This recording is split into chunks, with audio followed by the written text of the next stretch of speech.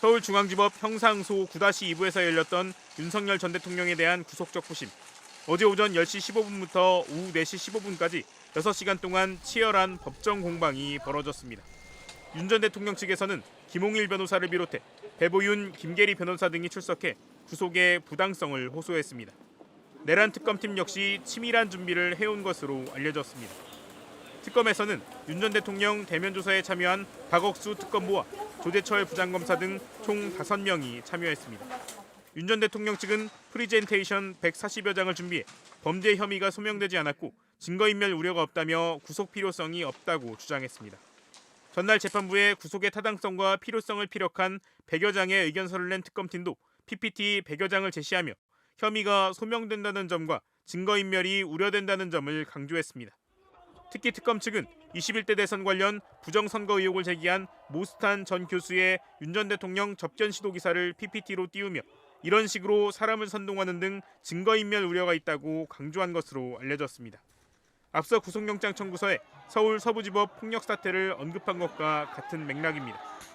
반면 윤 전 대통령은 지금 나를 위해 증거를 인멸해줄 사람이 있겠느냐며 사건 관련자들 진술을 봐도 각자 살 길을 찾고 있지 나를 위해 일부러 유리한 진술을 해주는 사람은 없다고 말한 것으로 전해졌습니다.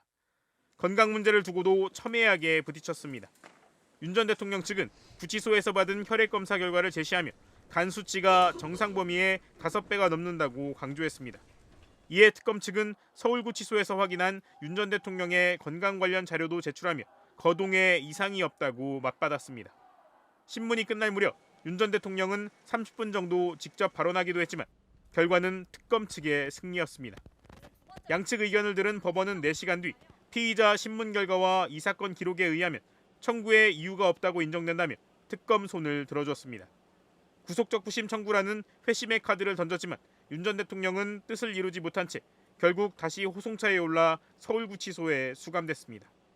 내란 특검이 윤석열 전 대통령을 전격 구속 기소했습니다.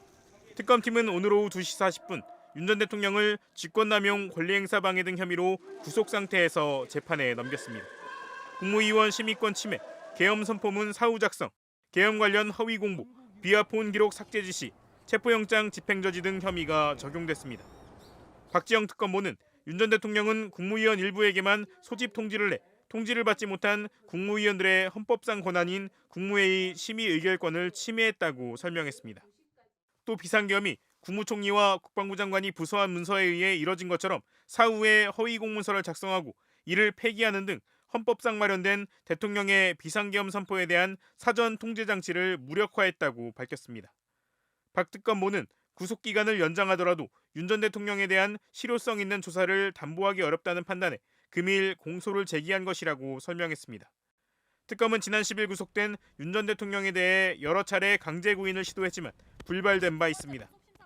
박 특검보는 구속영장이 발부된 뒤 윤 전 대통령에 대한 관련 수사가 이루어지지 않아 아쉽게 생각한다면서도 구속 이후 참고인 등을 상대로 추가 조사 및 증거 수집이 충분히 이루어졌다고 자신감을 내비쳤습니다. 그러면서 윤 전 대통령의 수사 과정에서의 행태는 재판에 현출시켜 양형에 반영하도록 할 예정이라고 강조했습니다. 또 윤 전 대통령이 앞으로 이뤄질 외환 혐의 수사 때도 협조를 거부할 경우 체포영장을 발부받아 강제 수사할 수밖에 없을 것 같다고 밝혔습니다. 앞서 구속 상태에서 특검의 소환 조사를 거부하던 윤 전 대통령이 제기한 구속 적부심은 어제 법원에서 기각된 바 있습니다. 내란 특검이 오늘 윤석열 전 대통령을 직권남용 등 혐의로 기소했습니다. 재구속한 지 9일 만입니다. 최장 20일의 구속기간을 다 쓰지 않고 윤 전 대통령이 청구한 구속 적부심이 어젯밤 기각되자 오늘 곧바로 재판에 넘겼습니다. 건강 문제 어떻게 소명하셨는지 한 말씀만 진짜 부탁드릴게요. 한 말씀만 부탁드립니다. 박지영 특검보는 윤 전 대통령 측이 구속 적부심에서도 조사를 받더라도 진술을 하지 않을 거라는 취지의 발언을 해 더 이상 조사의 실효성을 담보할 수 없다고 설명했습니다. 강제구인 불응, 내란 사건 재판 불출석, 구속 적부심 청구와 같은 일련의 대응을 봤을 때 조사 거부 사태가 계속될 거라고 판단한 겁니다. 특검은 윤 전 대통령이 일부 국무위원만 소집해 계엄 전에 형식적으로 국무회의를 연 것이 국무위원들의 계엄 심의 의결권을 침해해 헌법상 마련된 비상계엄 선포에 대한 사전 통제 장치를 무력화했다고 봤습니다. 또 사후에 서명한 계엄 선포문을 만든 혐의, 체포영장 집행을 방해한 혐의 등도 적용했습니다. 김용대 드론사령관 등 계속해서 관계자를 조사하고 있는 외환 의혹은 이번 공소장에는 담기지 않았습니다. 한편 특검은 조태열 전 외교부 장관을 참고인 신분으로 불러 오늘도 계엄 전 국무회의 과정에 대한 조사를 이어갔습니다.